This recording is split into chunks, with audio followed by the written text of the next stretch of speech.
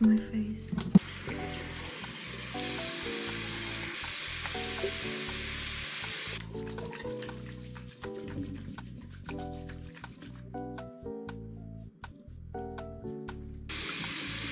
Hi everyone! I know it's been a while. It's been a year since yung last upload ko. Dami nangyari sa life ko this year. Mabilis ang get ready with me lang to kasi baka malate ako for work and kailangan ko pa mag-ready ng aking baon. So let's start with my favorite cushion. Yung pasok ng 2025 sa akin, medyo hindi okay. Nawalan ako ng work for 3 months. Yung savings na pang-aral ko sana for my uni, napunta lang siya dun sa 3 months na tambay ko dito sa bahay. So, yun yung sakit ng puso ko kasi sayang yung pera ko. Yung pera na yun talaga nakapag-enroll na sana ako sa uni. Pero kung tutuusin, kaya ko naman talaga maghanap ng work sa loob ng 3 months na yun or within just a month. Pero pinili kong hindi mag-work. Medyo tinaman ako ng loneliness and depression that time. Isang magandang nagawa lang talaga ng savings ko is nabigyan ko ng maliit na business yung family ko sa Masbate. Pero yun nga, yung mga bad decisions, bad experiences mo sa life, doon ka mag-grow and yung lesson na nakuha mo doon, ma-apply mo siya in the future. I also had my first ever heartbreak after 2 years of healing. Nasa ganong mindset na kasi ako na I'd rather start over and over and over again than settle for that kind of life or yung ganong treatment na hindi ko naman deserve. In fairness naman sa dami nangyayari sa buhay ko, naniniwala pa rin ako sa love. I lost a huge amount of money. Ayoko ikwento kung bakit kasi nakakaya siya. Sasabihin nyo na, ang tanga-tanga naman ito ni ate girl. Nagpaguran ko yung pera na yun, tas parang natapon lang siya sa wala. Inaamin ko na hindi talaga ako magaling pagdating sa finances. Nasira yung bahay namin sa Masbate gawa nung bagyo lang this month. Ngayon, tumutulong ako kahit paano mag-renovate ng house namin kasi bahay ng lola ko yun. Nakaya naman ni ate girl niyo yung mga trials niya sa buhay kasi kung hindi niyo ako makikita dito ngayon sa screen. Kung nalagpasan ko yung ganong past ko, malalagpasan ko din yung nangyayari sa akin this year. Kapag may nangyayari hindi maganda sa life ko, lagi ko na lang sinasabi na may darating na mas better, magiging okay din ang lahat. Alam ko sa iba hindi na bago to, lalo na sa mga naka-follow sa akin sa Instagram. Nasa LDR ako ngayon with my boyfriend. Siguro magbibigay na lang ako ng more details pag once na nagkita na kaming dalawa. Pero yung masasabi ko lang talaga ngayon is happy yung heart ko.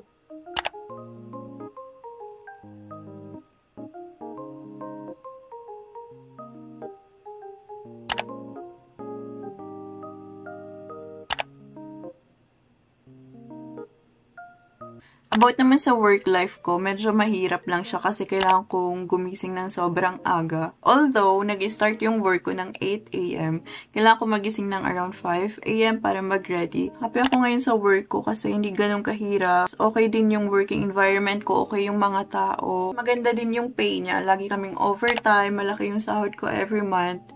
Kaya mahirap din bitawan yung work ko ngayon. Tapos yung mga katrabaho ko, nagsuggest sila na lumipat nga ako malapit sa workplace ko. Kaya lang yung workplace kasi namin, malayo siya sa center ng Ulsan. So, mahirapan ako makipag-meet sa friends ko. Okay na okay sa akin ngayon itong apartment ko. Kaya hindi na muna ako nagpa-planong mag-move out or lumipat sa ibang bahay. As in, feeling ko dito na lang muna ako magsisettle. And, ang dami ko nang nabiling gamit, ang dami ko nabiling furnitures. Mahirapan talaga ako maglipat ulit. Yung gusto ko lang talaga sa apartment ko ngayon is malapit siya sa lahat. Malapit sa hospitals, malapit sa mall, malapit sa terminal, bus terminal, malapit sa train station. Yung cons niya is malayo siya sa workplace ko ngayon.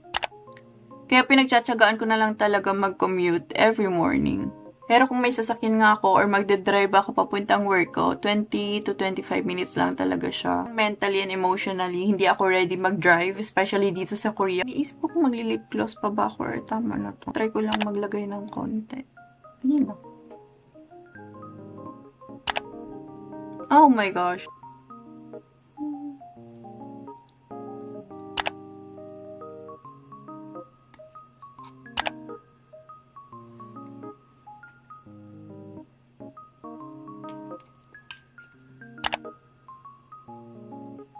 Ito lang yung go-to makeup routine ko papuntang work or pag lumalabas ako.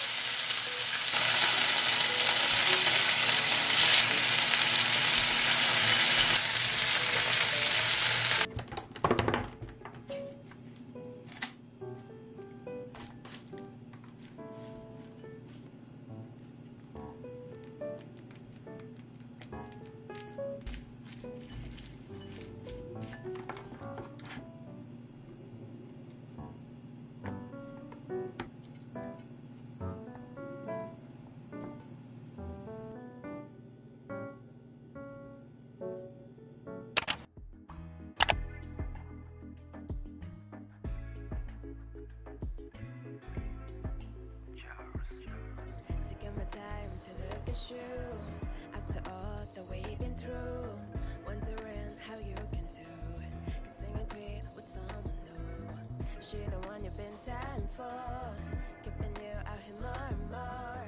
You've been missing on your IG, guess you thought I couldn't find her ID. You can hide the truth, now I know why you left my calls on hold. Every time I found out you got reasons not to be around, but you fucked it well, you should praise yourself. I'm done.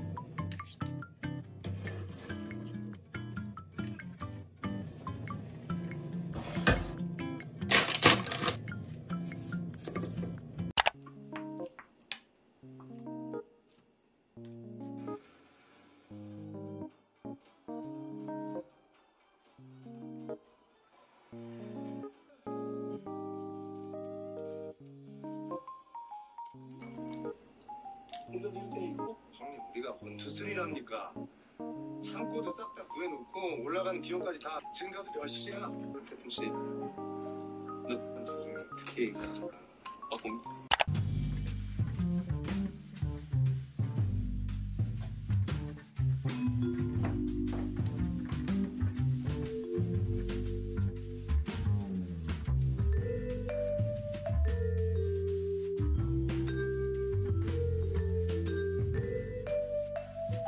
Ganito lang yung placement ng makeup table ko. Katabi lang siya ng aking bed. Sa taas ng vanity mirror ko, nandyan yung Harry Potter books ko. Tapos yung mga nakolek ko or nakuha ko sa Kinder Chocolates. Dito sa surface, nandyan lang yung mga makeup ko. As hindi naman ako mahilig mag-hoard talaga ng makeup. Lahat yan ginagamit ko. Makeup brushes, lip tints, lipstick, and yung eyeshadow. Ito yung mga go-to eyeshadows ko. Blush on. Dalawa lang yung cushion na ginagamit ko. Itong Club Clio, tsaka itong The Seek. Dito sa left side, nandyan lang yung bags ko. Ito yung hot water bottle, and yung wallet, card wallet ko, and yung AirPods ko. Tapos ito yung nilalagay ko lagi sa bag ko ngayon. Then, dito na tayo sa mismong table. So, dito sa first slide or sa first drawer, sa left side, nandito nakalagay yung mga eyeglasses ko, sunglasses, tapos yung mga jewelries, accessories, yung mga hair clips ko, and yung mga tali, ganyan. More accessories. Tapos dito sa right side, kung anong anek-anek lang yung mga nandito. Yung mga eyeshadow palettes ko, tapos yung mga makeup tools. FYI, hindi ako nag-smoke. I don't smoke. Ginagamit ko tong lighter na to, pang curl lang ng lashes ko, okay? Yung mga eye drop, eyedropper, band-aid. Ito naman yung mga anik-anik na nakukuha ko for free. Nilalagay ko lang sila dito para organize pa din sila tingnan. Dito sa lower slide, nandito yung mga skincare ko. Tapos yung mga hair products na ginagamit ko din. Nandito sa baba, mga extra stuff lang for hygiene. Dito naman sa malaking drawer, sa first layer, nandito yung mga hair tools ko, hair brushes, ribbons, headbands, and yung mga scrunchies ko. Tatlo yung brushes na ginagamit ko sa buhok ko. Ito yung pang style or pang volume. Tapos ito naman yung ginagamit kong brush nung meron akong hair extensions. Ito naman yung daily hair brush ko. I'm just a girl.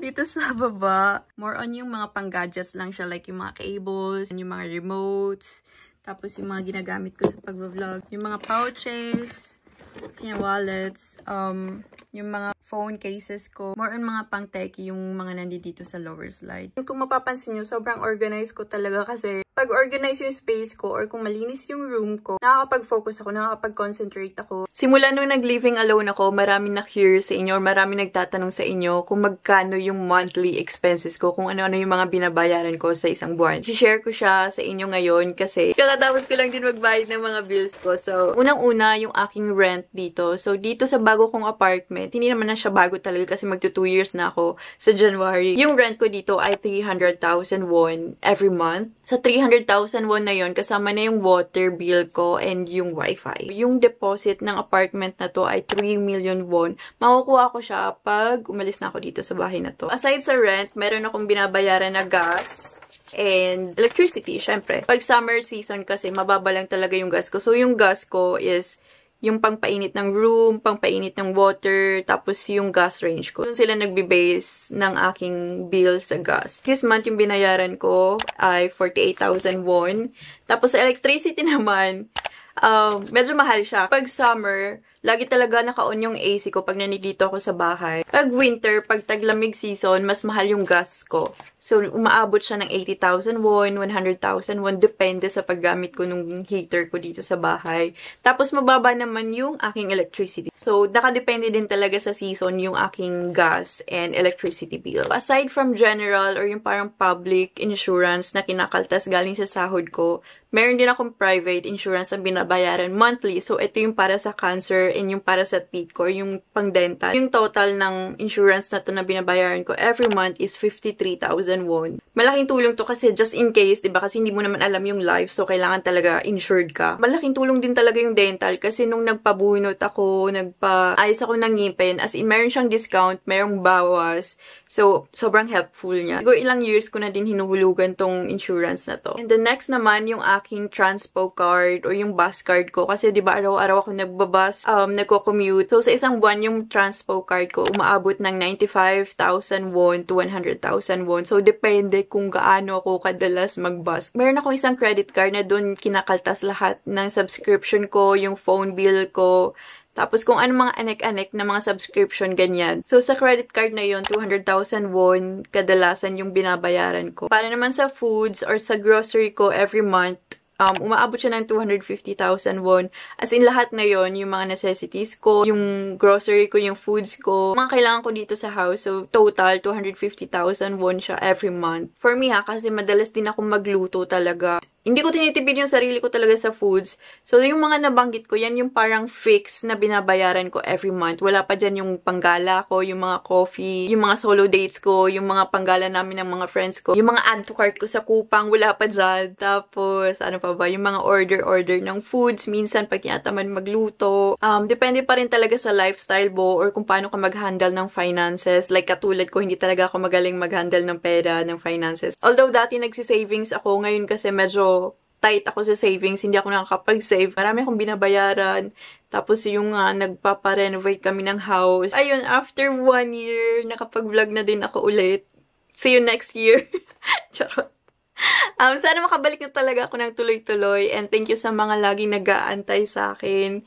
And yung mga hindi umaalis sa tabi ko, thank you so much. Sobrang na-appreciate ko kayong lahat. Thank you for watching, everyone. Sana nag-enjoy pa din kayo sa vlog na to. And I'll see you again soon. Bye!